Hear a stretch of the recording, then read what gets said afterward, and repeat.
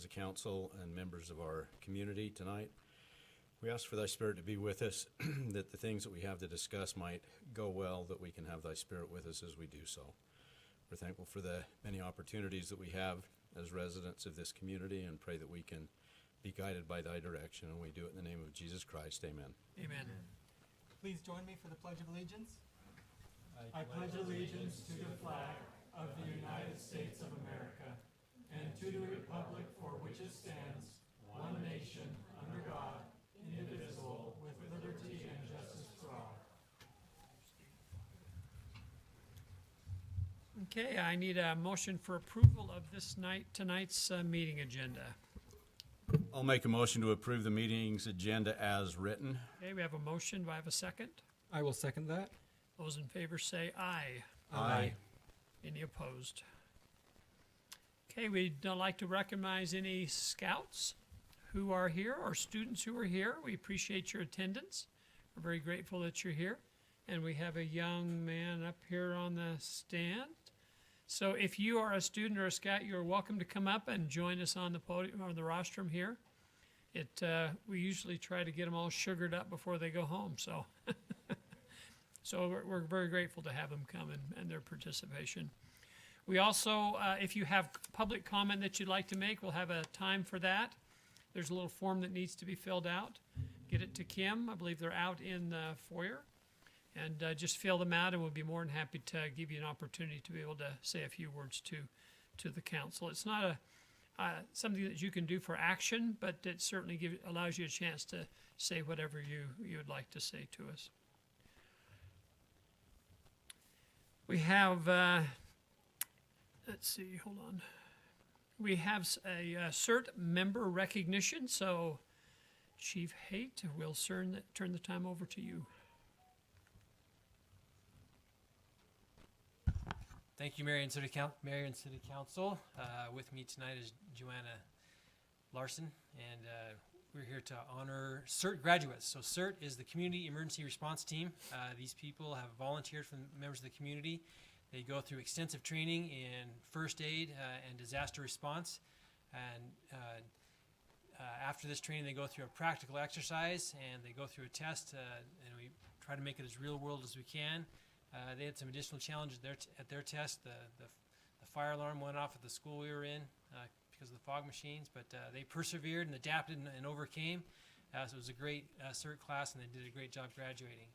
And once they graduate, they continue to volunteer and to continue to get training, and they're just awesome members of our community. In the event of a real disaster, all of our public safety and other entities throughout the city are going to be overwhelmed, and so we're really going to rely on CERT for this.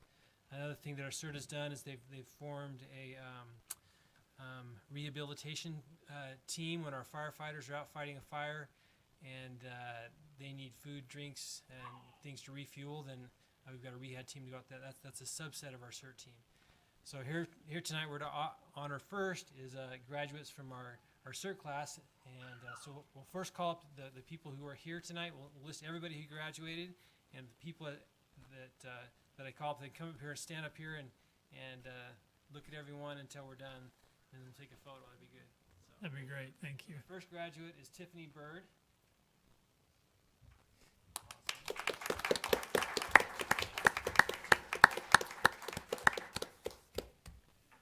And then we have Tim Harris.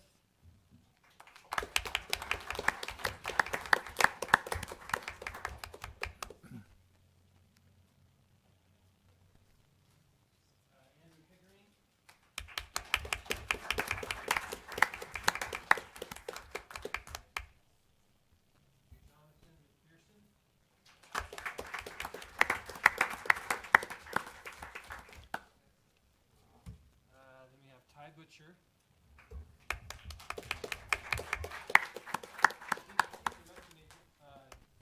May not be here, but if they are, please come forward. Let me go through this list here. A great list. Ty Butcher, Ray Butcher, Madeline Kate, Braden Livingston, Justin Wood, and then coup de grace, Savannah Tui On Atoa. All right. We're also going to recognize who has gained his rehabilitation team certification. I'd like to thank all of these people who went through all the training. It's a lengthy course and a lot of material, but they've done it, and we really appreciate all that they've done. So let's. Can I have you guys get together for a photo? Sure. Chief,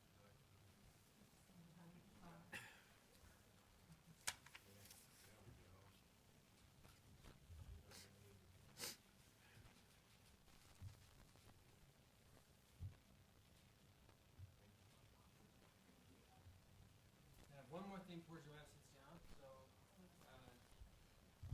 if Carrie Beardall can come up, we just want to take a minute here. So, Carrie Beardall has been a CERT volunteer since 1999.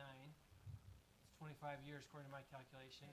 She started as a trainee, just like these people, and she has an awesome story about that. If she has 30 seconds, maybe she can tell us that story. Well, CERT changed my life. When I took the class, between my first week's medical and the second week's medical, I saved my son's life with what I learned in CERT. And it also opened the door for me to work for the federal government. So I'm a reservist for the Federal Emergency Management Agency for FEMA. So I get to work disasters all over the U.S. So it's been awesome. I love CERT. Yeah, so Carrie's the real deal. She gets deployed, and she's done many deployments. And but from becoming a CERT volunteer and to FEMA specialist, she's been our CERT program coordinator more than once, and we always look to her for support, even when she's not directly involved in leadership. She's always very supportive. But she's going to take the leadership role on once again. We're in need of a CERT coordinator, and so she's going to take that on again too. So we really appreciate all that she's done.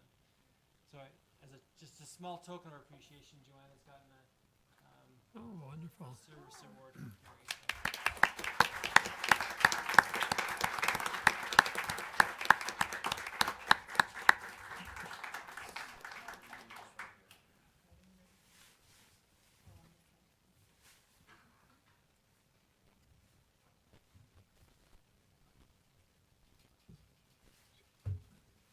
Really? When? gotta make sure your eyes roll.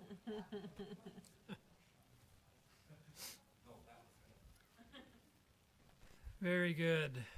Well, Carrie, how many hours does it take to do a CERT certification? Joanne?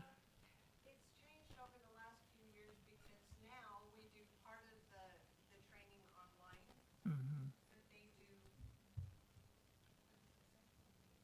28, and I think that's with the online and in class. Yeah, that's incredible. So it's quite a bit of time and effort to do that. That's great.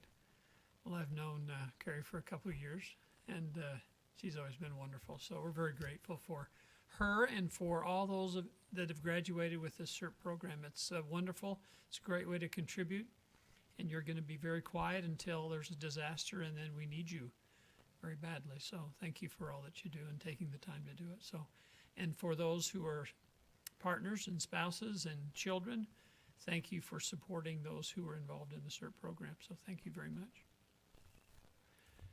Okay, we have 2 items for public comment. We have Becky Smith. Oh, there you are. Come right up. Yep, right to the podium. And she's from Tabitha Way. Tabitha's Way, yeah, in Spanish Fork, the food pantry. And I'm Pull here that, pull tonight. that microphone down to where we can hear you. There we go. I'm here tonight to invite our mayor and our city council to help with our handing out our Christmas dinners on December 14th from 8:30 a.m. to 11:30 a.m. And I've got some invitations here with some QR codes. If I can, I'd just like to give you a quick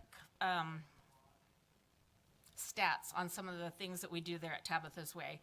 So the average new households per month for 2004 were 176, which is up by 12% from 2023.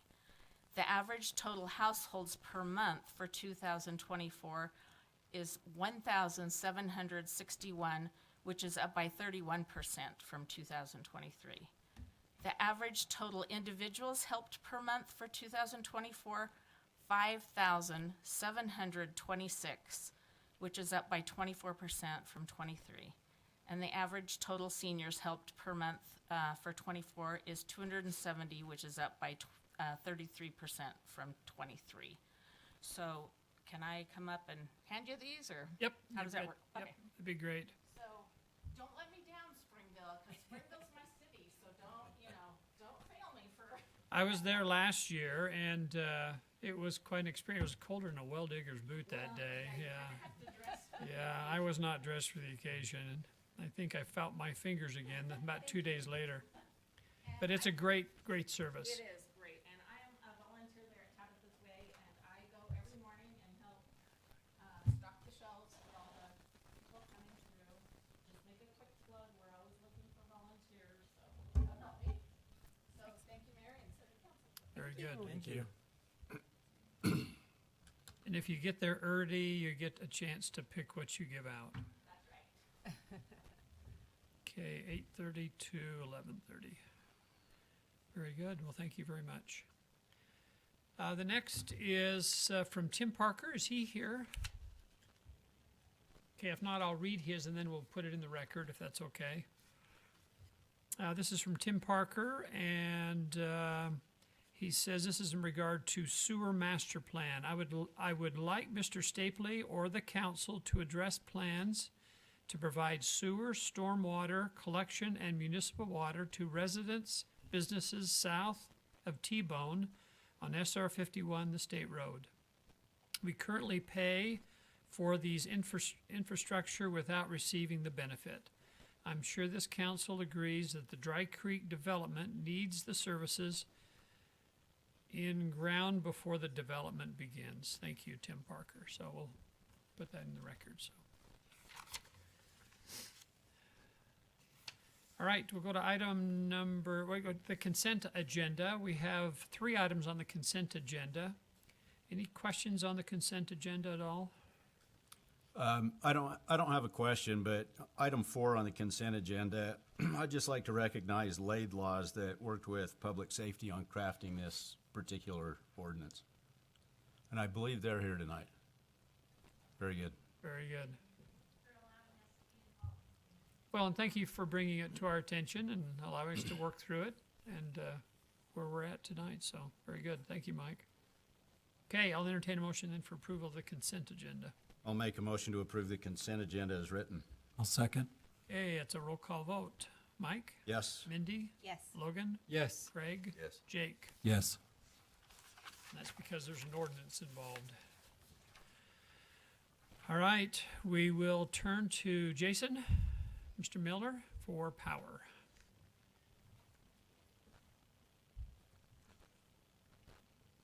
Sorry, I should have looked at the agenda. I thought Brad was going first.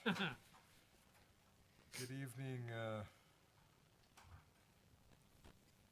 Mayor and members of City Council.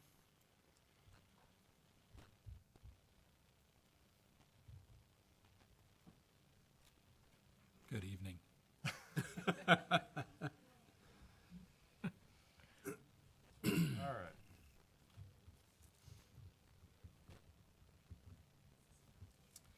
So you've seen this slide deck before. This was probably, well, it's probably been 3 or 4 weeks ago, regarding 2 new proposed power projects that UAMPS is trying to develop. One was a peaking facility at the McCormick plant, and the second is a plant yet to be named, which will be a baseload facility up in Idaho.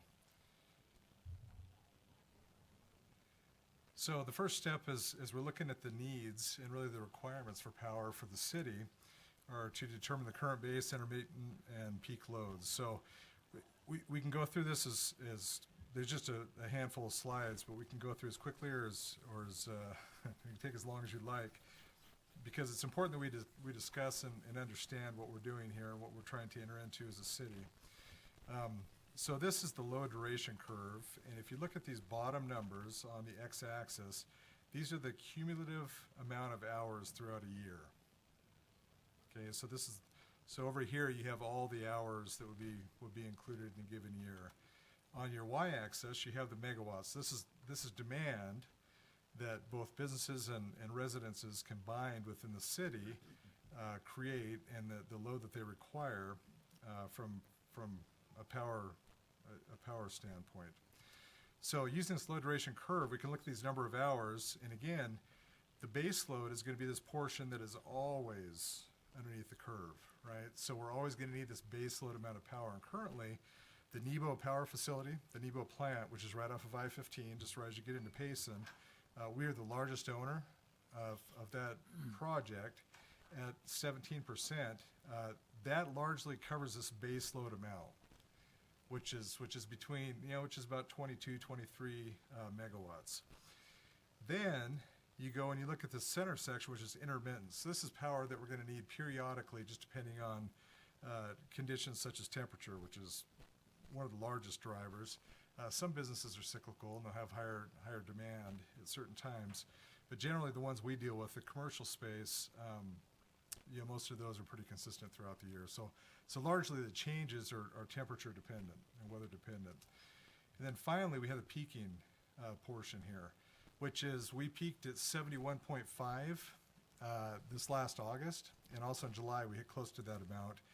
This is when it's really hot. You'll see this at 5 or 6 in the evening on a very hot day is when we have this ultimate, high level of demand for power within the city. So based on that, UAMPS, which is an organization we belong to, the Utah Associated Municipal Power Systems, it's a collective, it's a joint action agency, which basically includes 50 different cities and organizations that combine their efforts and their funds to go in and purchase power and ensure they have power for their individual cities or whatever organization they represent. This chart right here shows all this histogram down below. These bars all show different pieces of our resources that we have available to us currently here in the city. And then you'll see these dark blue bars actually represent the Whitehead Power Facility and what we have available to generate as we need to, as it makes sense to do so. The Whitehead is generally used for peaking. That's why you only see a few bars here in the middle versus being consistent all throughout the year, because we'll typically only use that June, July, August, and September. This year we actually ran a bit into October, which was something we haven't done, to my knowledge, for a very long time, because we had those early warm weeks in that month. So you'll see here that we're meeting, so this dark red solid line represents the demand at any given time. You'll see that currently, and for the next couple of years, through 27 roughly, and this again is all projected, and it's really dependent on how much development we have and the new needs for power and how that demand increases over the years. But as you start seeing these gaps, it's because demand for power has outstripped what we have available in resource. And in addition, you see here this orange is actually long-term power purchase contracts, which wind down and actually end. So that again exasperates the problem and the differential between what we need for peak demand versus what we have available to us as a city. So the whole point of this discussion and the point of securing resource into the future, power project resource that is trying to close this gap between what the projected demand is and what we have available to us right now. Does that all make sense? Yep. So again, just these yellow boxes, we're just trying to cover that excess or that shortfall that we have within our system and our currently available resources. The second chart right here, this reflects UAMPS projecting our involvement in the peaking facility as well as the baseload facility. And you'll see that each of those jump on. The darker green right here would represent the peaking facility, and then the lighter green right here, again, these bars would represent the baseload facility and our participation in that. So UAMPS had proposed that we participate in both those facilities so that we can, again, close the gap between what our estimated demand will be in future years. In other words, having enough resource to cover our requirements in the future. So if we don't buy those, then we're out on the market, correct? There's two responses to that. Yes, if no other resources arise or become available to us, because you'll see here, this doesn't even come online till April 29. So we're talking 4 or 5 years where we're not going to have that resource available to us anyways. So yes, we'd have to buy on the market, or if there's other projects that come online or available to us in the future, we could certainly fill that gap through other means. So are we exposed from April 24 to April 30? Potentially. And when I say potentially is because we just don't know how demand's going to grow. That's the difficult part, is because we're trying to take a guess at how demand's going to grow. What I would suggest, and this will come to you in later meetings, is some of these longer term power purchase contracts that we have in place. We could fill the gap with those, which are certainly, I shouldn't say certainly, but likely going to be cheaper than the peaking facility is projected to be anyways. So right now, the peaking facility, they're talking, I want to say close to $120 per megawatt. We can buy these contracts. The latest ones that for example, that Sean Black purchased, he came before us as a council, it's been a couple of years now, they were at about $70. We're not going to get them that cheap, but if we could get online and get some for 80 or 90, it's still a significant benefit versus going with the peaking facility. So yeah, we have market exposure, but I think there's ways to fill it in the interim, for sure. Well, not for sure. Likely. And then too, there's the whole question of how the market's even going to be priced. In normal times, like right now, the power market is much cheaper than we could run our Whitehead power plant at. I mean, power's $20 or $30 a megawatt. There was the sharp increase back in 2022 where gas just went through the ceiling, and the rates just went up, and nobody's anticipating that because they were caught, short-handed. There was a lot of expense that was driven into our system and other cities because of that. Lehigh was incurring a loss of $1 to $2 million a month because they had to cover that sudden shortfall because of the volatility in the power market. So, again, UAMPS is proposing that we purchase or get involved in, as an 18 megawatt capacity participant in the baseload facility. And again, this wouldn't come on till, as you pointed out, Mayor, this one wouldn't be till spring of 2031. And right now, the projected cost per megawatt is $68 to $90. So our budgeted cost right now, for example, is $70. We try to hit that or stay below that $70 mark for fiscal year 2025. And we're doing that, it's working just fine right now. In fact, we're a couple dollars below that level on average, year to date, fiscal year to date. They're also proposing that we join this 11.5 megawatt capacity in McCormick, which is again the peaking facility. We are recommending as a department, and again, their costs for that peaking facility is $115 to $130. That's what they're estimating now. Again, this is prior to any real study that's been conducted. It's just an estimate, a consultant's estimate. So we'd recommend entering the baseload facility agreement only and not doing the peaking facility. Because again, until we know that our demand grows, until we're more certain about what actually happens, I think there's alternatives that we can do that would probably bridge that gap or fill any holes that we might have until the baseload facility comes online. One other piece that makes me more comfortable, we very well, because our baseload right now is only about 23 or 24 megawatts, 18 is a lot to bring on, and that's only 6 years out, 7 years out. I'm very confident that at this price, if we keep it at this price, or this is what actually materializes, that we would be able to resell that or transfer it if we had too much.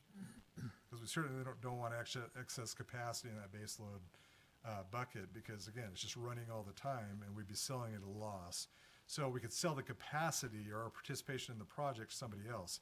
In fact, it would be, I think, advantageous for the city. We have such a big piece of NEBO, it would be great to transfer that to somebody else to maybe diminish some of the risk we have with one plant. Because we're at about 17% down there.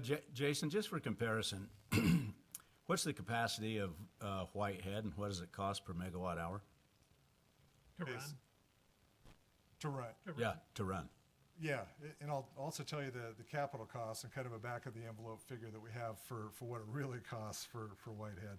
So we have about 21 megawatts capability there. Now, The two large enterprise generators that we still have there, that's about half of that. So we're gonna have to seriously.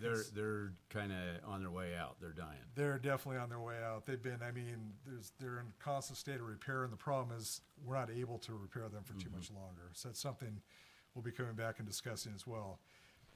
Our cost, and this is corroborated by Caterpillar, which has a lot of these different facilities and these engines out at a lot of different facilities across the country.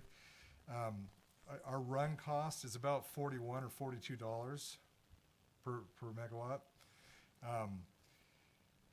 Now, if you combine the capital cost for the actual machines, we're probably more like $100. But again, the point is behind that system in particular is we only want to run those when power on the open market is $150 or $200 or $300. That's why we just run them during the summer. Right. So it makes economic sense.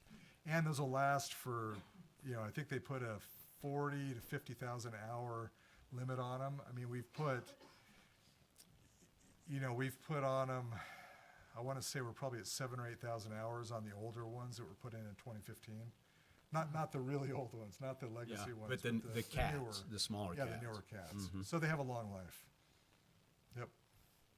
And that's including future maintenance at projected intervals and all that kind of thing that would be involved in that. But as you think about the plants or the generators down in the plant, there's some ancillary benefit to the city aside from just the power, to be able to, when something's down, to be able to supply some of the city with some of the power. Does that sound right? So Yes and no? This is a great question. This is one of the things I was thinking as I came into this position that I would really like to engage in. We've been told, and I don't have a concrete plan for this, we've been told by an engineer that we can actually take Whitehead and use it to island throughout the city. So Right.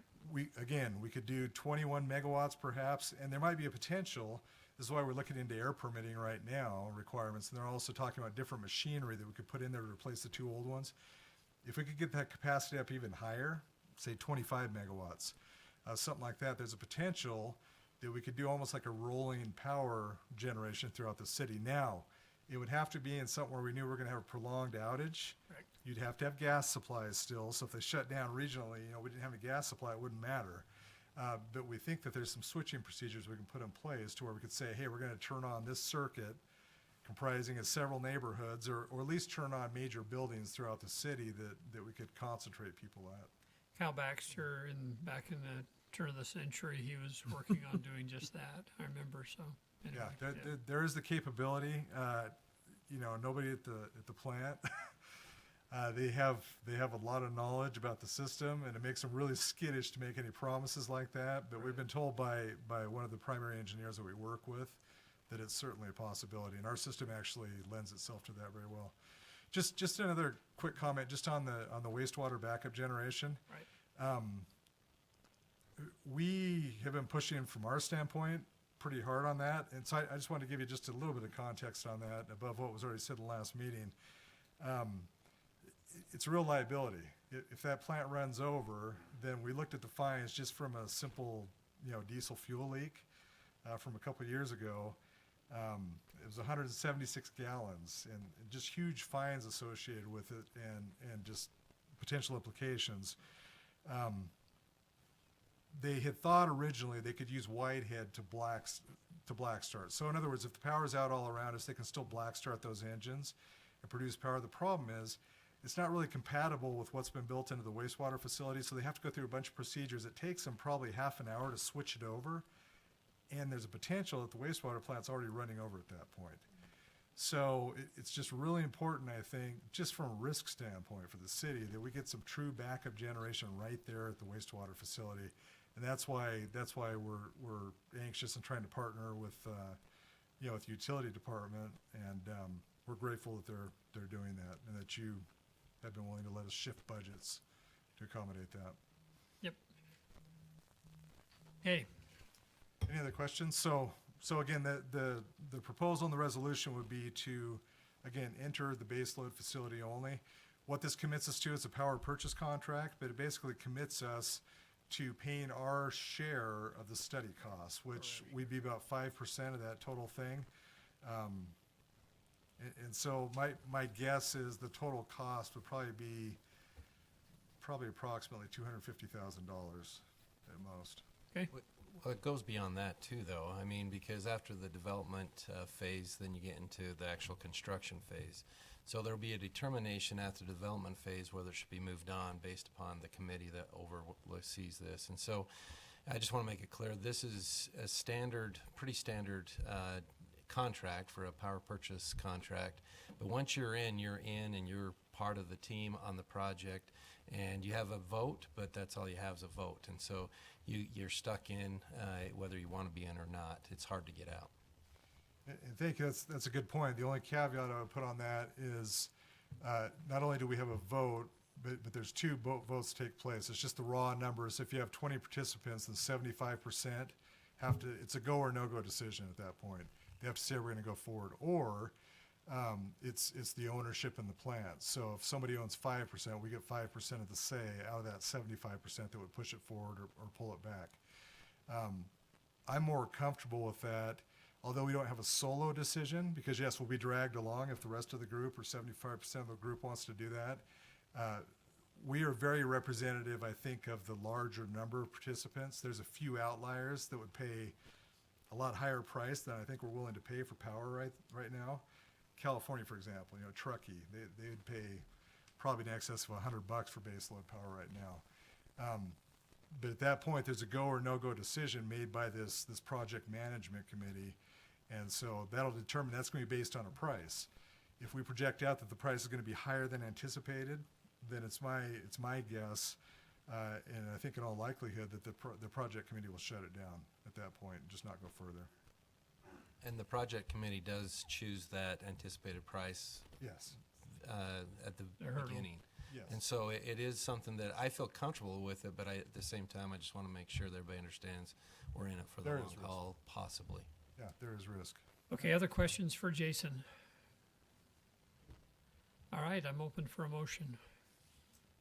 I'll make a motion to approve resolution number 2024-31, authorizing and approving the Power County Power Project Power Sales Contract with Utah Associated Municipal Power Systems and related matters. I have a motion, I need a second. I'll second. Oh, go ahead, Mike. I'll second. Okay, it's a roll call vote. Craig? Yes. Jake? Yes. Logan? Yes. Mike? Yes. Mindy? Yes. All right, Kim, we have she doesn't present very Yeah, often. Kim so- gets to present. Wow, That's great. pay attention. Okay, you have before you an annexation petition for the S&K annexation. This has been reviewed by our city attorney, and I've talked with our community development and engineering staff. And so far, it looks good to proceed for the study period. We do need to receive from them a map, and I received one just the other day that's better, because the first map showed it going into Mapleton, and so we couldn't bring that forward. Is that the one that was in our packet? Yeah, I was just gonna show you what I received. Do we have a rough, like, a map to show us where this is even? Yeah, did you? I didn't pull that up, but, okay. But what the, process is right now is the applicant brought an annexation petition, and you have the choice of approving it or denying it. Approving it, basically lets it go through for 30 days, get my language here, for further consideration. So it will go before the planning commission. It will also be reviewed by engineering. And we've also been in contact with Utah County to make sure the boundaries are correct. So that's what'll happen through this process, and then we'll bring it back to you for approval of certification. And then it moves on in the approval process. I'm sorry, I don't even know where this is still. Okay, just a couple things. So just to show you where this is 1700 East going from Springville into Mapleton. Here's the high school. So if you take this road that comes up to Clyde Park, you kind of go up the hill, you can come around. And then the property that's being developed is right here, kind of on the horseshoe there, kind of at the, I don't know if you call that the tip or the red. Am I confusing anybody? No, Okay, Nope. all right. no, we're just trying to clarifying with each other where this is. Okay. Yeah, sorry. There is somebody that lives, I think, right here. I won't. Close to there. I don't know who that guy Close is. to there. So anyway, just to show you what happened was the property owner came in to develop the property, and as they were developing, they noticed that this little rectangle is still in the county, and so this line right here is Springville. This line is Mapleton, and then if you click on that property, let's see if we can get it out. That property goes into Mapleton as well, and so initially they wanted, or the application requested that all the property be into Springville or be brought into Springville. The problem with that is we can't bring Mapleton property into Springville without doing a boundary line agreement with Mapleton. And so what Kim's talking about is only this portion of the property that's in white, that's on their property, can really come into Springville. And so the right way to do this, to get it all completely done, would be to come to this property owner here in Mapleton and get everything into one city or the other, and then to do a boundary line agreement with Mapleton. But right now, for development purposes, they only need to bring this in if they want to utilize it. And that does help them on the development, because then it's dealing with setbacks and other things that we have jurisdiction over. So, and also allows them to subdivide the property within Springville. Where's the access to this property? The access is over here. So what you have is the ability to do some flag lots back here. Am I saying that right? Where's Josh? So will they eventually then have to come and do, after if we annex that, then they'll have to come back and do a boundary line with Mapleton? If they That's want a step all of their two. property into Springville, yes. So I'm confused with this access. Whose is this other property here? Right there by the corner? This right here? That has no building on it.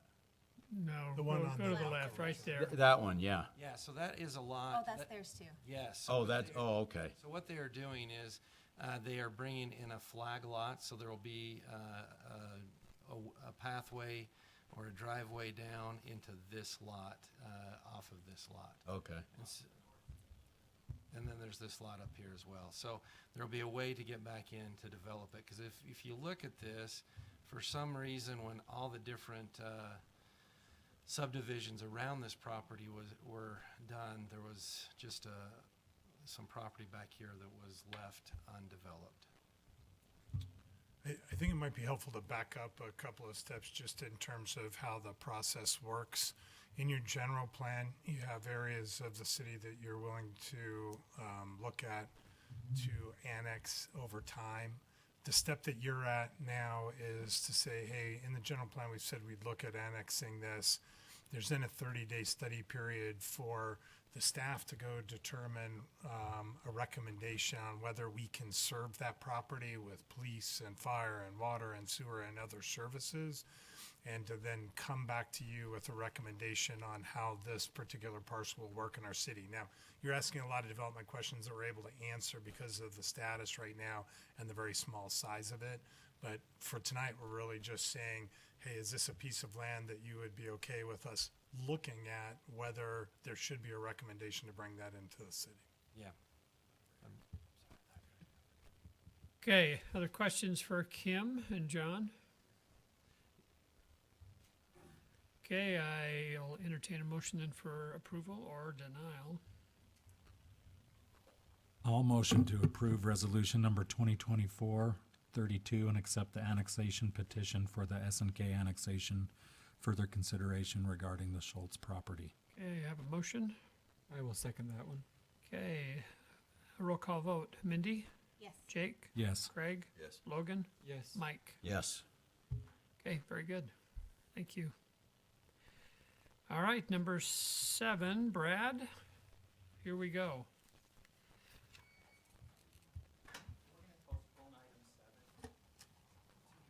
We are going to that's exactly right. Thank you. I appreciate that. That'll be postponed till December 3rd. So we'll move to item number 8.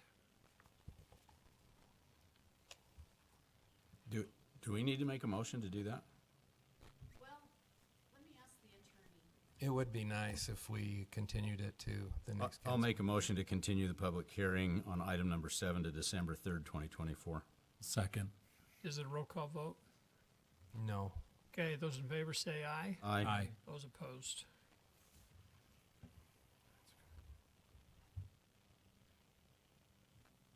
You're on. Oh, am I on now? Yep, you're on. I'm waiting, sorry. Okay, this will be the same presentation that you had in the last meeting. We're going to go through, because we have public here, and we'll just step through it. And we've got a series of public hearings that we'll be going through. So getting started, tonight at this meeting, we're going to be looking at adopting 8 separate documents. We have master plans, impact fee facility plans, and impact fee analysis documents. So we'll call those master plans, IFFPs and IFAs. Every 3 to 5 years, we update our master plans. That gives us the ability to look how growth has affected our community and how it affects the services that we give. And then annually, we look at the projects that are designated in those master plans and set up impact fee facility plans, and the same with impact fee analysis documents. Tonight, you'll be looking at 8 different plans: drinking water, pressurized irrigation, wastewater collection system, wastewater treatment, and that is the IFA for wastewater treatment, and also stormwater, the master plan, IFFP and IFA. So basically, all these documents were made available, and presentations have been made to the utility board, where they recommended each of those documents for approval. The same goes with the planning commission, where they made that recommendation also to have those approved. And we also brought those to the city council in work sessions, each one of those different plans. And we've done the proper posting and noticing has been completed according to Utah law. So we're moving forward with that. This is an overall view of the different maximum allowable impact fees for each of the areas that have been discussed or will be discussed. We're talking about the first 3. The ones that are colored here is the ones we'll be talking about tonight. Hey, Brad. For the benefit of the public that are here and viewing online, will you quickly explain what an IFA and an IFFP are and what an impact fee is? Yeah, sure. We can go back on that. And I'll just use this slide here. A master plan is a document where we set a level of service, for example, like water pressures or whatever. And we'll talk about each one of those in this presentation. We also look at what deficiencies we might have in the system, we do modeling to see how we might be affected through growth and so forth. And from that, we can make capital projects, which are projects to either fix deficiencies or projects that will help us as we grow in the community. And then we take those projects and we separate out what is really growth only driven, what growth is costing for these projects. And we can do an impact fee analysis that actually tells us we can take those project costs and divide them by how many, say, units that we're going to be having of growth, and that gives us an impact fee. So that's more or less how we go through that process. And we'll talk more in each of the different systems as we go through. So moving forward, and this is something that we want to make sure the public understands, that impact fees are set. What we need to do is separate out growth-related costs versus current system deficiencies in our system, because what we have is Utah law says growth pays for itself and nothing more, and system deficiencies are paid by the current ratepayers, which is a great way to show that we're trying to balance that growth with also the community that's already here and paying for the services that we already have. What the council's able to do is we take those impact fee analysis documents that come from the master plans and the impact fee facility plans. An impact fee analysis document tells us what the maximum allowable impact fee is. And from that, the council can charge that maximum allowable impact fee, or if they want to, they can also reduce it. Now, reducing it has some side effects per se. If you look at the balance here, if we take away the cost of what growth is doing, and if that comes away, it has to go somewhere else because the project still costs the same amount of money, right, to do. And so in doing that, if we reduce the maximum allowable fee, then what it does, it could put an extra burden onto the ratepayers that are already here. So really, the Utah law really says growth pays for itself, and I believe, as a public works director, that growth should pay for itself. So that kind of gives for the public to understand how that works. Does that help answer what you were asking? Perfect. Thank you. So let's go forward. We're going to talk about the drinking water service that we put in. The first thing we do when we do a master plan is we set a level of service. In the case of water, what should our pressure be? From what PSI to what PSI? In the case of drinking water, it's from 50 to 110 PSI. And then through use records that we have, we find out what the indoor use is per typical single-family residence. And it's about 62,800 gallons per year. It's a lot of water. Outdoor use is about 4 acre feet per year. And the only way I can describe that is an acre is a certain area of land, and if you pile up water 4 feet deep, that's what you're watering. So that's what we look at, an acre feet. We also look at peak day demand. When it gets really hot, we've got to make sure we have enough source capacity, we have enough storage capacity, and we have enough transmission capacity to meet the needs of the community. And it's about 260 gallons per day for indoor, and about 12,000 gallons per single-family residence. That's a lot of water that can go on a lot in one day. Storage, our tanks, so forth, is about 230 gallons per ERC and about 6,100 gallons for outdoor storage. And so this is a good comment here. Your outdoor storage right here, if you're using drinking water, that means we need to have tanks that can hold that. And that's why it's good to have a pressurized irrigation system, because we can store that water in a reservoir like Bartholomew Pond, and we don't have to build expensive tanks to hold that. And these values do meet Division of Drinking Water standards. So we look at capital projects, and in this case we're looking at future capital projects.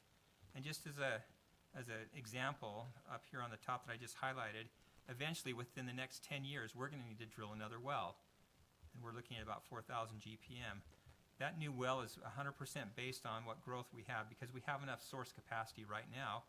And so all that dollar amount, I lost my mouse, there it is, 100% of that would go to impact fees, and so that cost comes all the way to cost ineligible. Just as an example, another project, we have a project here that's about $500,000 on Center Street, and only about 30% of that is impact fee eligible, and so we take that number times 0.3, and so you can add that number as it's less than the total project cost. So in the drinking water, for example, right now we have about $9.7 million worth of projects that we think are going to happen in the future, of which about 5.2 million is impact fee eligible. On to pressurized irrigation, again, level of service. Our pressure is a little bit higher on the high end in PI. It goes from 50 to 125, again, the outdoor of 4 acre feet per acre. Peak day demand is about 12,000 gallons per day outdoor, and storage is the same. And these values also meet state requirements. So again, as an example, in pressurized irrigation, we have a 16-inch pipeline that's 100% impact fee eligible, and we have an 8-inch that we're looking at doing a project, and it's only 9%. So there's about $11 million worth of projects in pressurized irrigation, and about 6.2 million of that is impact fee eligible. So with that, what you're adopting regarding pressurized irrigation and drinking water is you're not adopting a master plan tonight, because that master plan was done in 2020, and we'll be updating that master plan and the IFFP and the IFA in the spring. It's already budgeted in this budget year. So what we have is the drinking water IFFP and the IFA, and we have the pressurized irrigation IFFP and IFA. The IFA documents, this is what they're showing. In the drinking water, the maximum level impact fee is $1,256, and for pressurized irrigation, it's $2,341 for a total of $3,597. the way this stacks up against other communities in Utah County. And here are the numbers. And it's correct, 2511.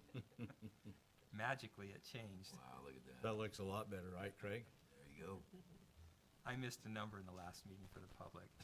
So anyway, the staff recommendation is to do the maximum allowable impact fee at $3,597. So at this point, I'm going to leave this up, but if we went forward, we have that discussion in public hearing now. Okay, we've had presentation in relationship to the drinking water and also the pressurized irrigation. And so I need to open this up for public comment or for public, public comment. Anyone like to address the council in relationship to it? I'll make a motion to, excuse me, I'll make a motion to close the public hearing. Okay, I have a motion. I will second that. Those in favor say aye. Aye. Those opposed. Okay, I'm open for a motion. I'll make a motion to approve the 2024 Springville City Drinking Water Impact Fee Facilities Plan, IFFP, and Impact Fee Analysis, IFA, prepared by Hanson, Allen, and Luce Engineers, and adopt ordinance number 18-2024 approving the 2024 Springville City Drinking Water Impact IFFP and IFA, and enacting the updated drinking water impact fee. Okay, I have a motion. I need a second. I will second that. Okay, it's a roll call vote. Mike? Yes. Craig? Yes. Jake? Yes. Mindy? Yes. Logan? Yes. All right, I need to open it up for public comment, also for pressurized irrigation. Did you do that one? Mayor, if I may, Yes. we did make some changes to this ordinance. There is one before you. What had happened for the ordinance that's in the packet is it didn't equalize the drinking water for the west and for the east with respect to taking into account the pressurized as well. And so if you look, I don't know if he can go back to it. Actually, it's right there. So see the 3,597 in the ordinance that's in your packet. It actually had that number at 4,028. And so in order to equalize it between the west and the east, we had to lower the outdoor use to something that was lower than that 2,772. Is that the information that we have in front of us? It, Is that correct, the correct ordinance? the most correct ordinance is in front of Kim? Kim. Maybe if you want me to, I can read it, if you feel more comfortable about it. It's up to the council if they're going to be voting on it. So do you want a reading of it, or do you just want to understand it, or what's your pleasure? I'm fine just understanding it. Okay. Okay. And that's what we did. We just made sure it was equal. Equalized on Mhm. east Yeah. and west? Yeah. Okay. For what So it's worth. does that cover in my motion then? Is that covered in my motion? Yes, because the ordinance is before you. Okay. And just to continue to add some clarity to that, that's exactly how the current impact fee is set up and running. The amounts are different, you're changing the amounts here, but this is the same methodology. Okay, so I need to open up for public comment in relationship to pressurized irrigation. Anyone would like to make a comment? Seeing no one coming forward, I motion that we close the public hearing. Okay, I have a motion, a second. If I could, no, go for it. Sorry, I apologize. I got too excitable. Call for a vote. Those in favor say aye. Aye. Aye. Opposed? Now, John. Okay. If I could, we have made changes, and is it okay if I just stand in front of you? Yeah. So on this one, if you look in your packet, underneath section 4 of the pressurized irrigation, it has the table that kind of shows what the impact fee is based on. But it doesn't have a whole lot of explanation of what that table means. So I just want to make sure that the changes we've made, the council's okay with.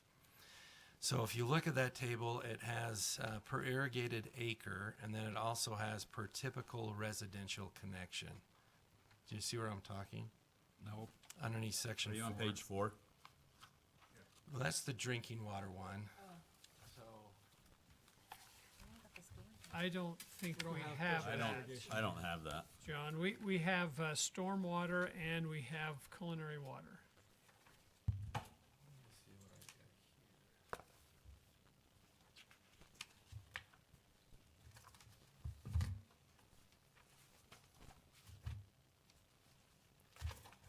Is it on, it's not on page 4 then, huh?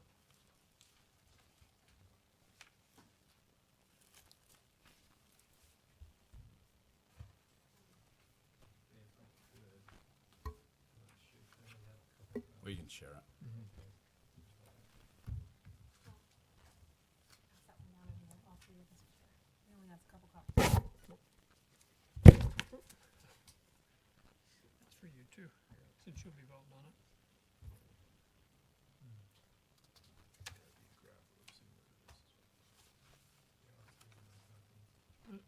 It's okay, I think we're good. So basically what we've done, because on this impact fee, we just had those two numbers. It didn't define what those two numbers were. One was for irrigated acre, the other one was for a typical residential unit.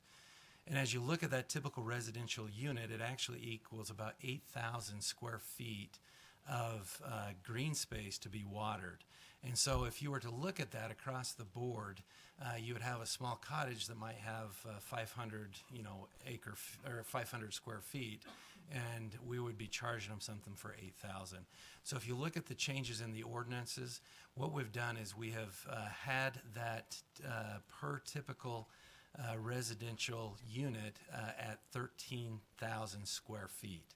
And that is based upon the impervious surface that's in the stormwater, plus that 8,000 square feet for pressurized irrigation. And that's where we came up with the 13,500 square feet for a lot to get that typical residential unit. Everything else will be based upon the irrigated acre, so that it will be done fairly across the board. Okay, So any questions on that? Okay, thanks. Sorry for not that's having okay. everything. It's all right. So I'm open for a motion. I'll motion to approve the 2024 Springville City Pressurized Irrigation Water Impact Fee Facilities Plan and Impact Fee Analysis Update prepared by Hanson, Allen, and Luce Engineers, and adopt ordinance number 19-2024, approving the 2024 Springville City Pressurized Irrigation Water IFFP and IFA, and enacting the updated pressurized irrigation water impact fees. Okay, I have a motion. I will second that. Okay, let's call for a roll call vote. Logan? Yes. Mindy? Yes. Craig? Yes. Mike? Yes. Jake? Yes. Very good. Brad, number 10. Hey, moving forward, 10 is storm drain, correct? Yes. Yes. Okay. So going through again, now we're talking about the stormwater. The level of service, again, design frequency, a 10-year storm, and that is handled in our drainage system, so the pipelines. Our basins, those pipelines go to the regional basins or temporary local basins. They're designed for a 25-year storm.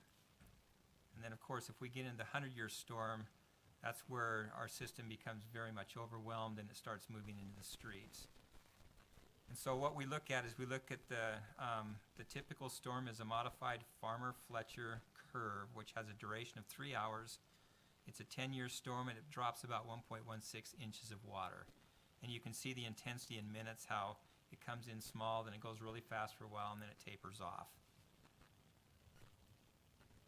So typically in our stormwater system, and this will be different from our wastewater system, is that in the 10-year storm, the pipelines are designed to carry that flow. When we get to more than a 10-year storm, closer to 25, the drainage inlets start backing up and start surcharging, and you might even have a little bit of ponding in the street. And then if we get to the 100-year storm, the street itself should be designed to carry. In the newer parts of town, the top back of curb, the house needs to be at least 2 feet above that. That's the way they're designed now. That way that the streets can carry those bigger flows. In the older part of the community, the street can handle that with just the curb and gutter, but after that, based on how they were draining or watering with flood irrigation, it's opposite. So it would step over into some of the yards and so forth. And that's just more or less the historical part of it. We also look at STS curve numbers. So we We take that storm, we look at the soil groups. We have different types of soils in the community. We look at the land use. We also look at the ground cover type on where we have open areas. What's there? Is it grass? Is it just hard pan or whatever? And so we look at what happens is the relationship between when it rains, how fast is the water coming off, and trying to get to a drainage location. So we look at different areas, and what we're looking at here is the red would be like rooftops, and the hatched portions are hard surfaces like sidewalks, patios, roadways, and so forth. And so we actually take the community and we look at how those are affected. We can actually model how that water is going to come off. So this is low density, and you see as we get to higher densities, those red areas and hatched areas start to get bigger and bigger. And you can see that, of course, we're going to have more stormwater coming off. High density is where you have very little green space. And even commercial industrial, it's mostly parking lots, roofs, and so forth. And even on schools, you have the red roofs and the big parking lots. And only when you get back to open space do you have areas that you can have water start soaking in. So we take this information in the existing community and we can start modeling how the water is going to affect the stormwater in the existing community based on what we actually have. And we can project that through zoning to find out what's going to happen when we grow. And so we can start modeling the stormwater system and what we need in the future. It's really interesting how this can work, and it works very well. So for stormwater, what are you adopting? In this case, you are adopting a master plan, you're adopting an impact fee facilities plan, and you're also adopting an impact fee analysis document. The maximum allowable impact fee in this case is $2,779.94. This is how we stack up with the county. And this is the staff recommendation.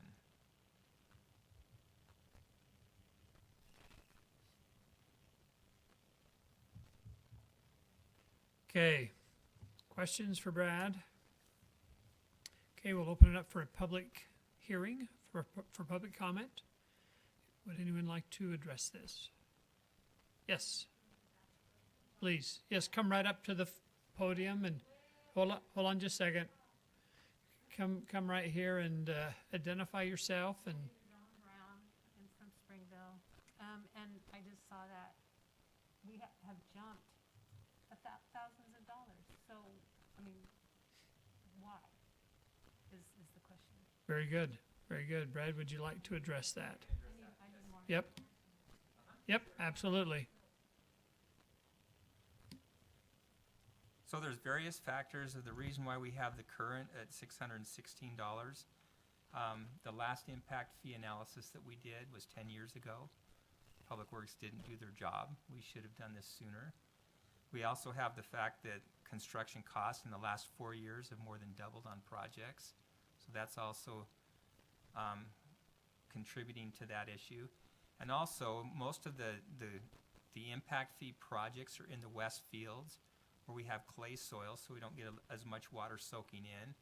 We also, it's very flat, which requires that we have bigger pipelines to move that water. And also the land values are higher, and when we have those drainage basins, we have bigger drainage basins because of the other factors that contribute to that.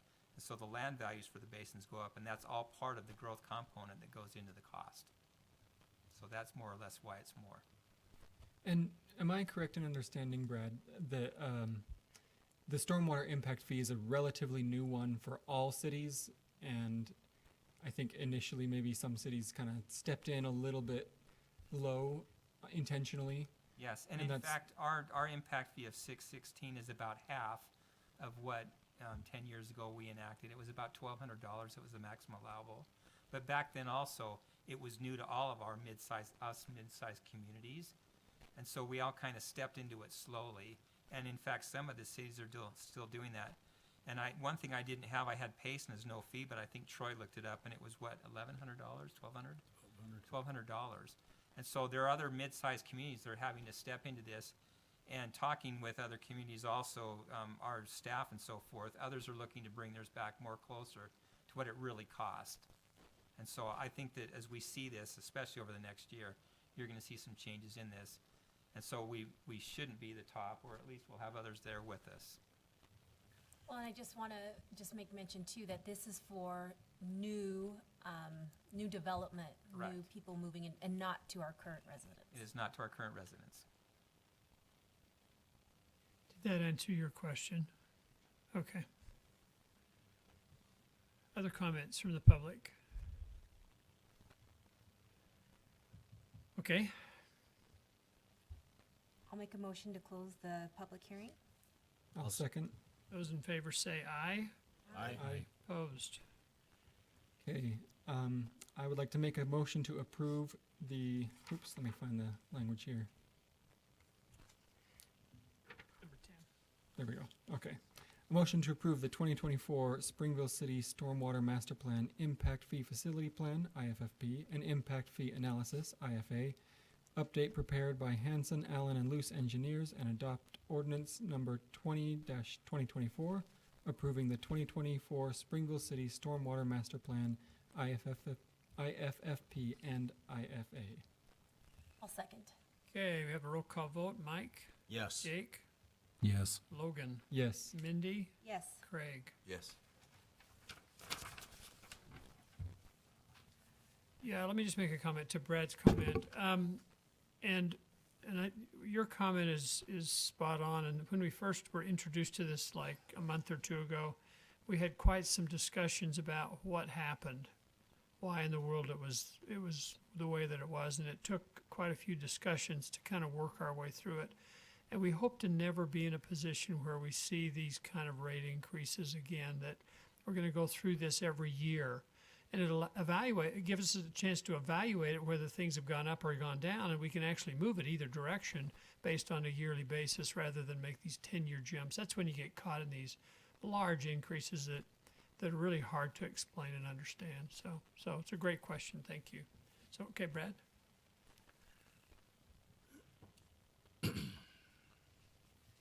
Okay, the next one is wastewater collection. We're looking again at the level of service. We expect a single-family residence to produce about 250 gallons per day of wastewater. In the case of sewer pipelines, we don't want them flowing flow. We want them flowing full. We want them to go about 75% full, which gives the best characteristics for flow and to be able to move solids and so forth in the pipe. And the state standard is 8 inches minimum. Right now, in the older part of the community, we might have some smaller pipes than that, but as we go on and do repair and replacement, we're replacing those.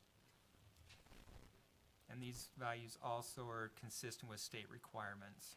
Hey, Brad, I just a question popped in my head about those 8-inch pipes.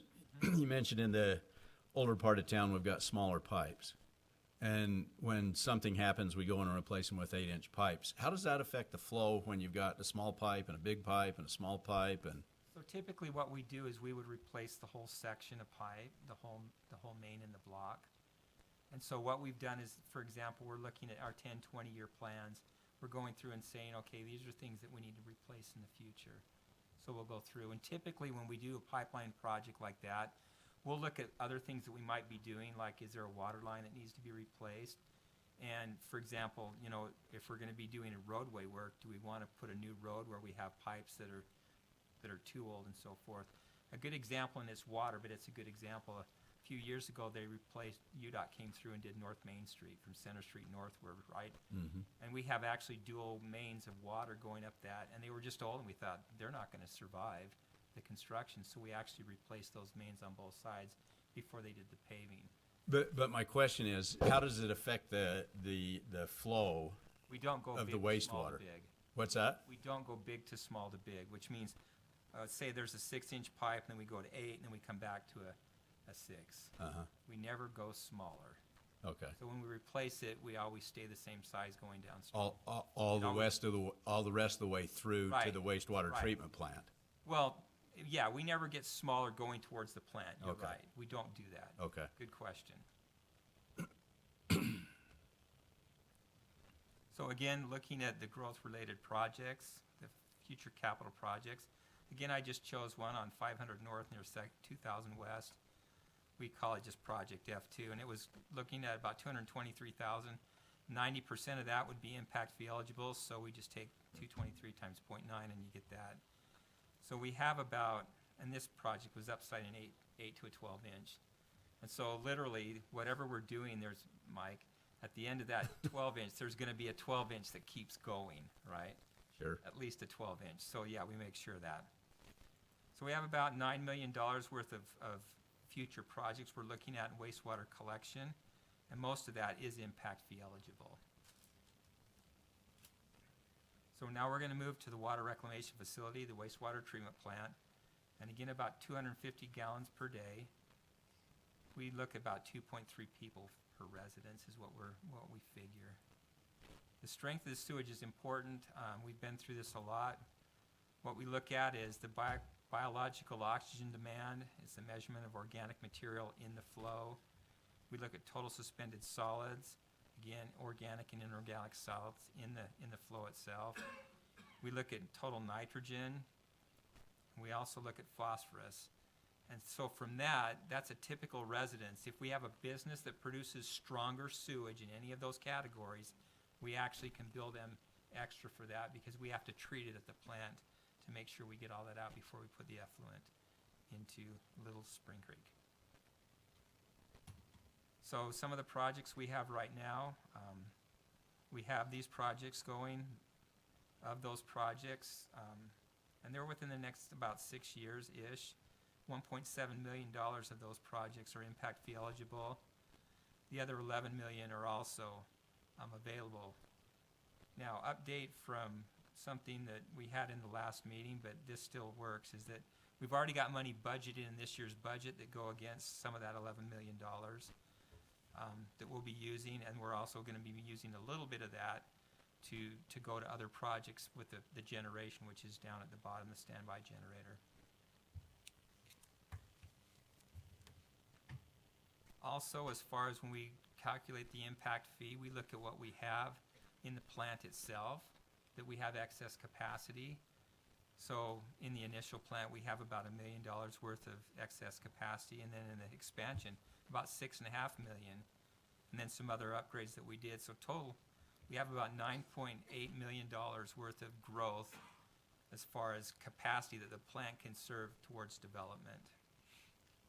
Brad, before you leave that one, we haven't talked much about the with the council about this slide, and one of the big challenges, and this is not an impact fee discussion, but one of the big challenges in our sewer fund is that currently growth has to be paying for that middle line there, that $6 million to buy into the 2010 water reclamation facility bond. But if you look closely at the impact fee study, we're not going to collect the last of that $6 million until 2042, long after the bond is paid off. And so they're having to carefully juggle and balance the revenues that are coming in here and what they're doing inside their fund to keep current maintenance ongoing. Now, the good news is the farther we get out on this, the more dollars that will not go towards bond payments, but will go into the sewer fund to pay for existing capital improvement needs. But in this in-between time, it's a difficult juggling act that we can talk through more at budget time for you, if you have an interest. And that's really a good point, because the bond pays off in 2028.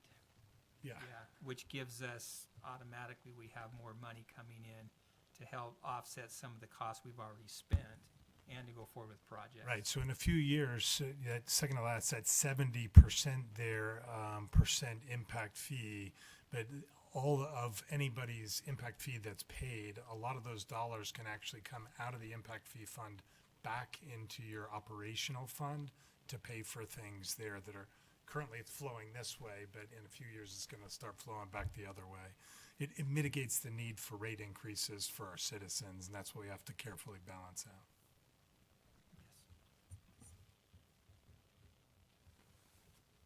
So what you're adopting this evening for the water reclamation facility, the treatment plant, is the master plan, the impact fee facilities plan, and the impact fee analysis.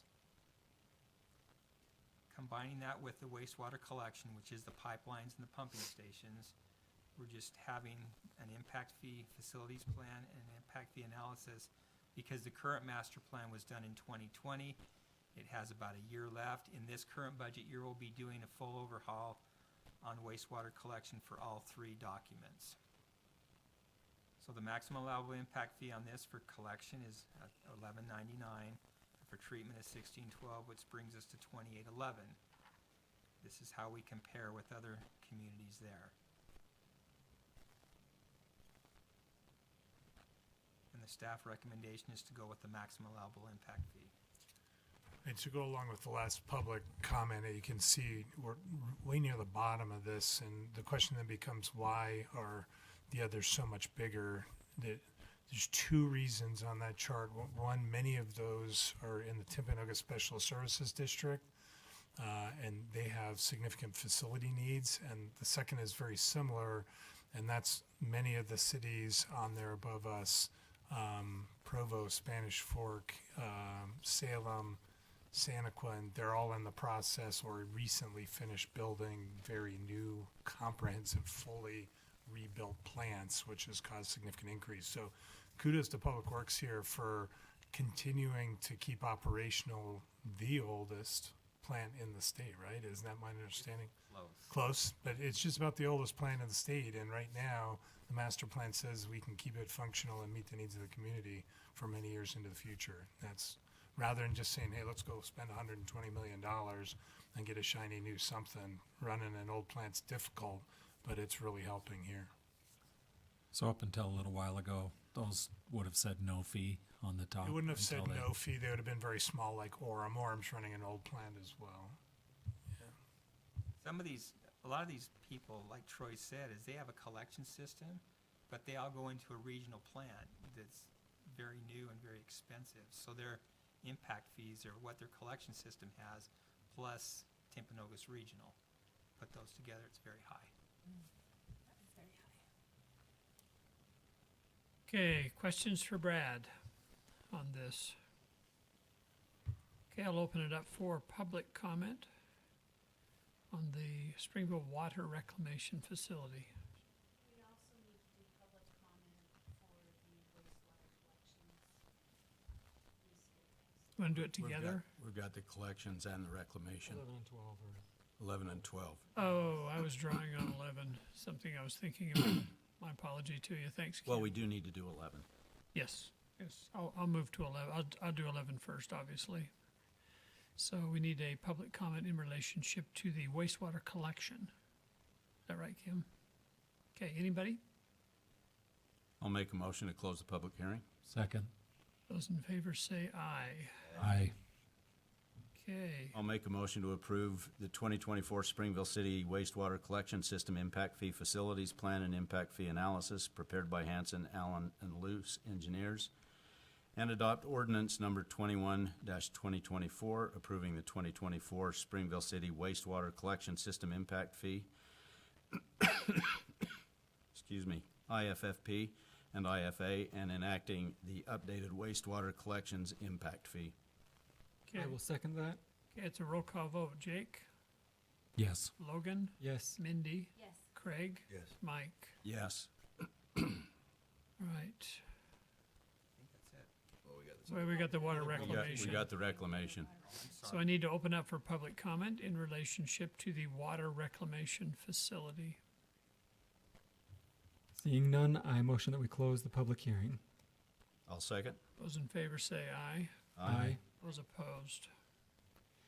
I motion that we approve the 2024 Springville City Water Reclamation Facility Master Plan, Impact Fee Facilities Plan, and Impact Fee Analysis update prepared by Aqua Engineering and Zions Public Finance Incorporated, and adopt ordinance number 22-2024, enacting the Water Reclamation Facility Impact Fee. I'll second. Okay, it's a roll call vote. Craig? Yes. Mike? Yes. Logan? Yes. Mindy? Yes. Jake? Yes. And for the public's information, it might be good to address kind of where we are in relationship to all fees or all impact fees, so that they can kind of see what we're looking at. And what it does, it takes into account some of these that we're lower on and some of them that we're higher on, so that you can see how some of it kind of counterbalances itself out, so. Yeah, Mayor, I might mention as well, the Home Builders Association had a representative at the work session earlier and said kind things really about kind of Springville's approach, and actually provided us with information slightly updated from this as well with regard to what some of the other cities are doing this arena. So we'll analyze that and get you some better information as well based upon the information we just received. And we could put that in public record as an addendum to the meeting, I assume so. So do Okay. you want me to do you want to talk through this or just show it? No, I think it'd be good for you to just talk through it just real quickly, so not spend a lot of time, but at least go through it. So this evening, we went through the first three colors here of the sewer collections and treatment, water and pressurized irrigation, and stormwater. And you can see how we we look at ourselves with the county and so forth, whether we're over or under. Of course, stormwater was one of those very high ones, but you can see that water is quite a ways under the county average, and so is the sewer treatment and collection. Out of 20 communities, we're, second lowest, third lowest here, and so forth. The stormwater is very high. In 2 weeks, we'll be coming back with the transportation, which we found an anomaly, and we're going to come back because we wanted to make sure we were right. It'll probably be about $60 more here, but still, we're still way under as far as the county fee. Not way under, but we're still lower. As far as Park Squad, I don't think they've come yet, and they haven't given that presentation to the council. And Public Safety, I think, is in the same position on that. Yeah. And so, and then, of course, electric, which we keep out as far as from the groupings because a lot of people don't have that electrical, and that's where they are there. They're right on. So, does that help as Yep. far as where we're going? Yep, and I think it'd be good for the public to pull up this from the Home Builders Association, which is independent, so that they can kind of look at that, and if they have any questions, they're welcome to ask us about it, so. And if I may, Mayor, we've mentioned it a little bit, but it may feel sometimes, if you're watching along, that we've kind of breezed through these really quickly, but it's only because we've spent months working on each of these and had extensive meetings on all of them. And Public meetings. yes, Yeah. correct. Public meetings. So Very good, thanks so much, Logan. While we've got a second, do you want to just bring us up to date on 1600 South? We're at the end of the meeting, so I don't know that we have any other meeting information, but just talk about kind of what's happening with UDOT, and maybe Troy can help us with, just bring us up to date on what's taking place. Interested in kind of the look and the feel of how that road's going to be. Is it going to be 4 lanes? Is it going to go from 4 to 2 to 4? Kind of help clarify maybe some questions so that people know, and on Zoom or whatever. So I think the mayor's looking at kind of more of the design features and enhancements as well that you're more conversant in. yep. And then maybe Troy, you can address the 4-2 or the 5-2-5. Are you, well, Yeah, I know. Go ahead, Brad. You do the design. Well, and let me just say, I heard that there's not going to be an exit south. Yeah, I was going to add can- that, so we might as well and start I can there. address that too. Go In ahead. fact, let's talk about the southbound exit or entrance, southbound on-ramp. Okay? It's never had that. The reason why it can't have that is because under federal standards, it's too close to the next exit going to Spanish Fork Main Street, Highway 6. So one of the things they can do is what they did up in Lehigh, where they actually have the on-ramp is coming on and the off-ramp is going over it and over. So it's a crossover, because if you try to do an on and an off in those same things, you get what's called weaving, and it doesn't work because you don't have enough long space to do this. So that's why they're not doing that portion of it. You don't have an on-ramp southbound. Once they work through the federal requirements and so forth, that'll be part of another project that they're doing. So that's why you don't have a southbound. So, yeah, let's be clear about kind of what that means. So if you're on 16th South, you can enter the highway going northbound, and then you can get off the freeway southbound and northbound, but you cannot get on the freeway going southbound. Towards Towards Spanish Spanish Fork Towards Spanish from Fork. 1600 South. 1600 Right. south. Because of federal regulation. Right. Right. It's a distance between the two on and off ramps, which is a problem. And that's why you see in the area of Lehigh, you see those crossover and unders. Will they someday have a crossover? Is that what you're saying? My Okay. guess is yes, as soon as they get through the design portion of it. Yeah, they've also talked about a redesign of the Spanish Fork interchange area, and if they are able to change it to shorten so that they have the weave space, then you could get it as well. Yeah. So that's that answer there. As far as the construction itself, so you see 3 different on and off ramps, on or off ramps. And that widening is going to go from the freeway itself up to, but not crossing, the Tintic Railroad, which is the second railroad. If you keep talking, You you wanna- want to get some pictures. Okay. And the reason for that is a funding issue and also a timing issue for the Tintic Railroad project, which is not going to be ready they won't be able to move the trains from the old Tintic to the new Sharp Line crossing point until it's too late. So they're just stopping the project when they get to the Tintic. So you're going to go from 5 lanes off the freeway down until you get to the Tintic, and you're going to go back to a 2-lane road, and you're going to stay 2-lane all the way to SR 51. They're looking for more money for the Tintic also to try and speed that up to get it moving. If they can do that, then they can move the second half of that forward and get to SR 51. Wasn't there? So, They're still stacking dirt though, aren't they? Yeah, so that's Yes. It's not stacking dirt, so you want to talk to the picture? Well, yeah. Or I can. it Go doesn't ahead. matter. Go ahead. So here's the picture on that, and what's happening east of the Tintic rail line is simply relocation of utilities on the north side of the street. So that's what they're doing there. They're also completing all property transactions. Looks like we can make that a little bigger. It looks like they're also doing all property transactions east of the Tintic line so that when it comes time to move forward and all their funding's in place, then they can just quickly basically install the remaining roadway. You can see also what's happening primarily right now, in addition to stacking dirt, is there is a lot of utility and secondary road work being done. So here's the frontage road. It's being realigned and brought through over this direction. There's work on the Spanish Fork side as well, connecting roadways through this. And then next summer is when you'll see primary construction, including bridge work over the Sharp Line down here with regard to the project. With regard to what the road will look like, this is a very simplistic cross-section, but it's what UDOT and really our staff would call a 5-lane road as well, but that 5th lane is the center median. But that center median allows at intersections, left and right turn, left turn movements,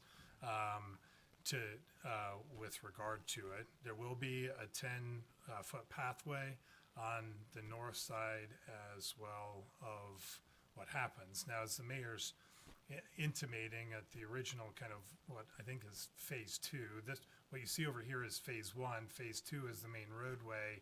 Phase 2 will end just short of the UPRR Tintic line until the state, that's UDOT and UTA, can finish construction on a connecting rail between the Sharp and Tintic line.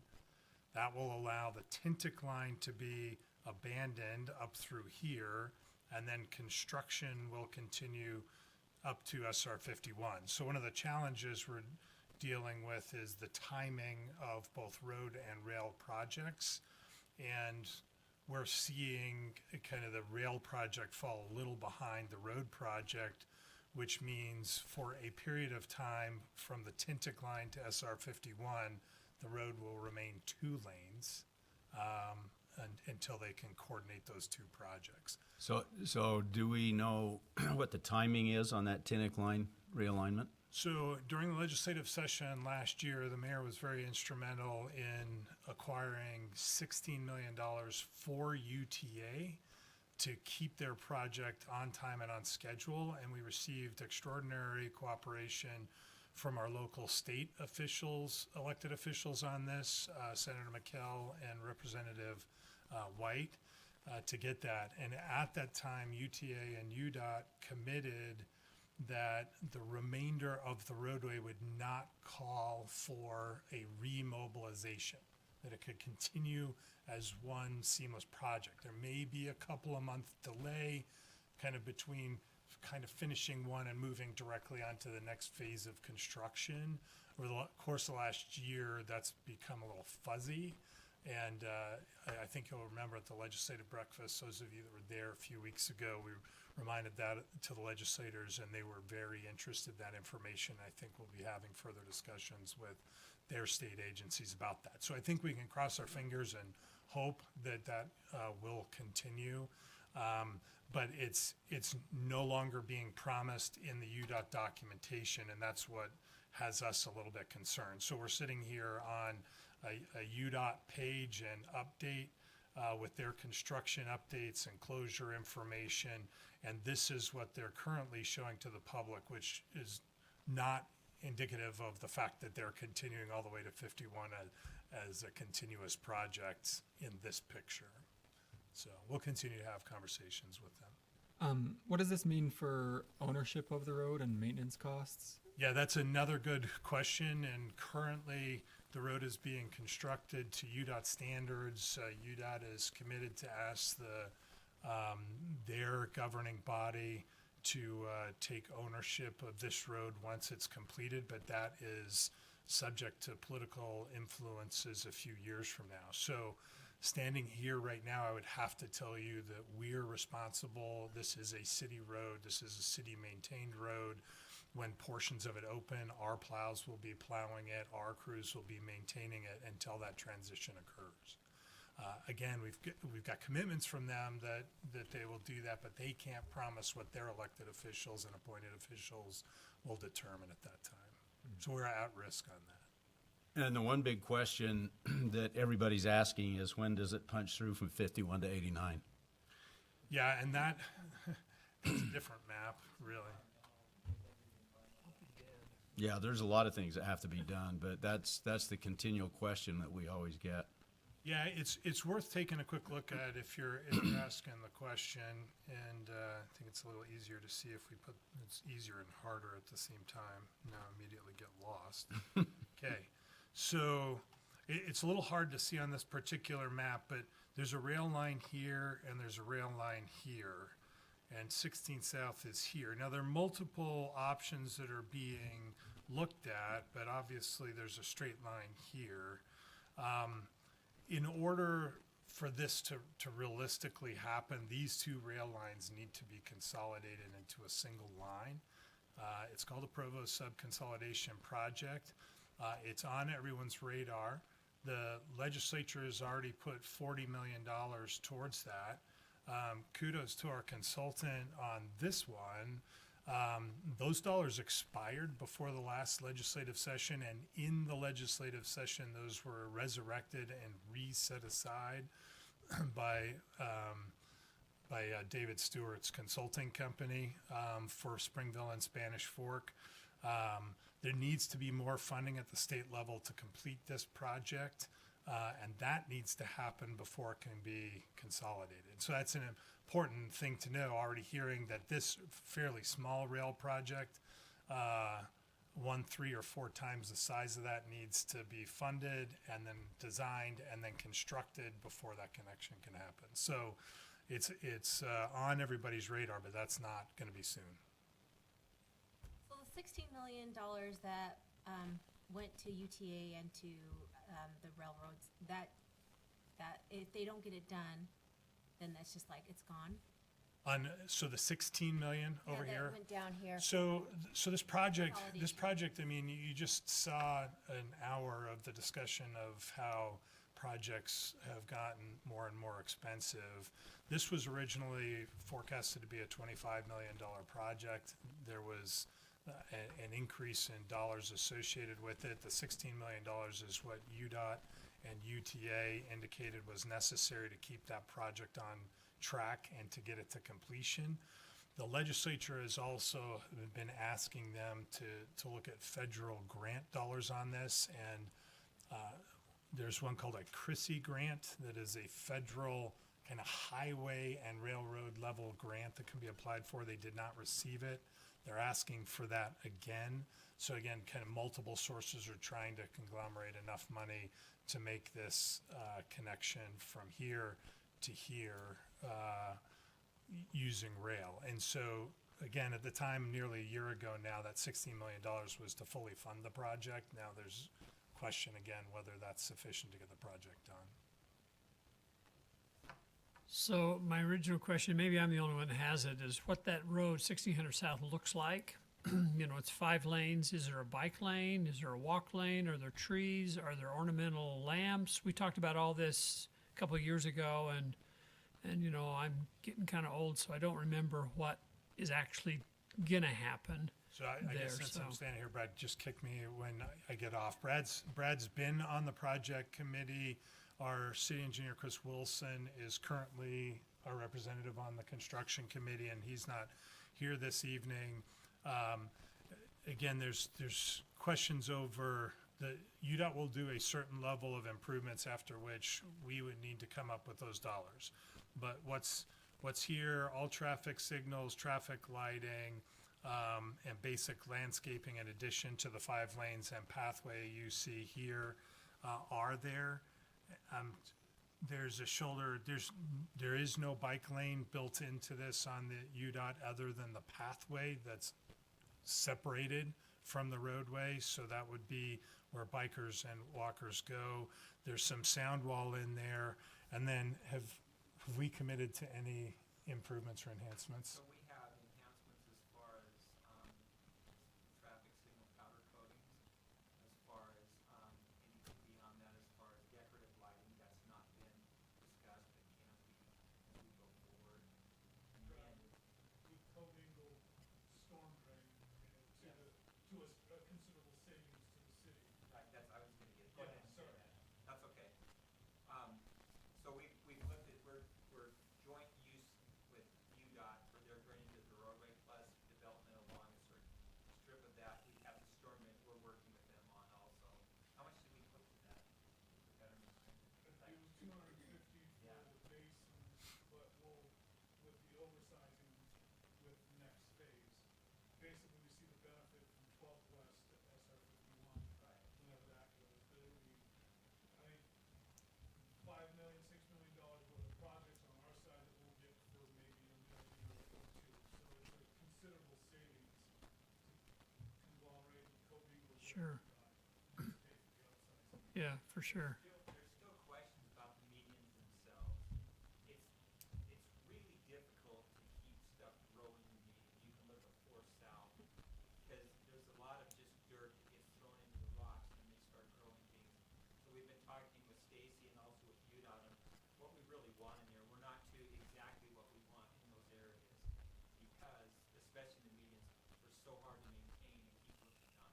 Well, and I get that, and I may be the only one. I'll ask the council if they want an update, maybe a work session to where we kind of get into these details. And I've surprised you tonight, but not intentionally. I just had a question about it. So I don't know if the council wants to talk a little bit about what's going to go on down there to help you see maybe what you're seeing and you're feeling and what we maybe had in our heads or have in our head. Good, because then we can go forward with them, because we have to sign agreements with them. When we Yep. want anything above their standard, they call it a betterment. Okay. So those are things we can be paying for. Mindy said yes. Yeah. Yeah, I'd be into it. Just a work session on where is that, you trying to do it before the end of the year, or? Well, just I would sit down here with, you know, We'll yeah, put it on we'll, there. and we'll work it out.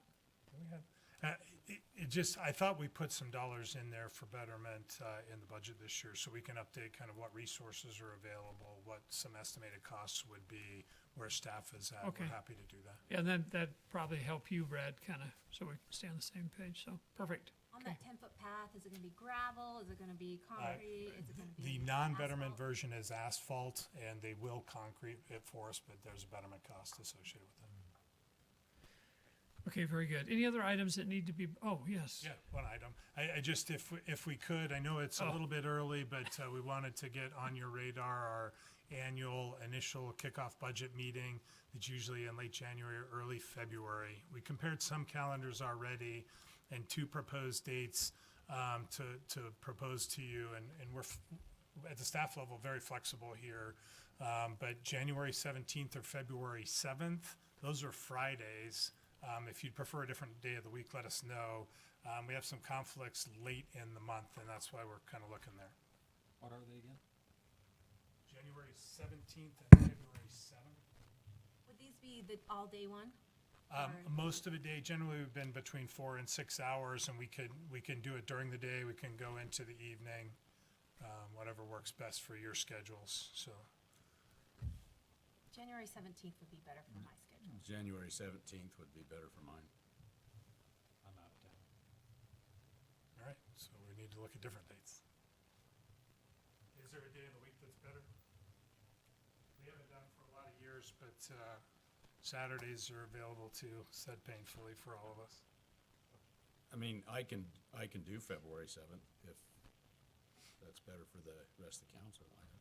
Can you do it? I can't. I have a summit that day up in Salt Lake until 5. Actually, no, until 3. Wednesday the 15th? We could also kind of do it over our second Tuesday meeting. I mean, that's normally a work session anyway. And the 15th works for us, I believe, as well. But if you want to look at a regular meeting date, the 14th would be a possibility too. Which date? 15th? January 14th. Okay. 14th would be great. 14th's good. We've already got it Okay. scheduled anyway. Okay, let's plan on the 14th. Start at, Let's put, I mean, is your preference still to kind of work into the evening and then work backwards for that? You know, so we'd probably start at 3-ish, something like that, and go till 8 in the evening with the dinner, something like that. Yep. And then we'll put in, it might fluctuate an hour or two depending on the agenda. Are we going to the rec center?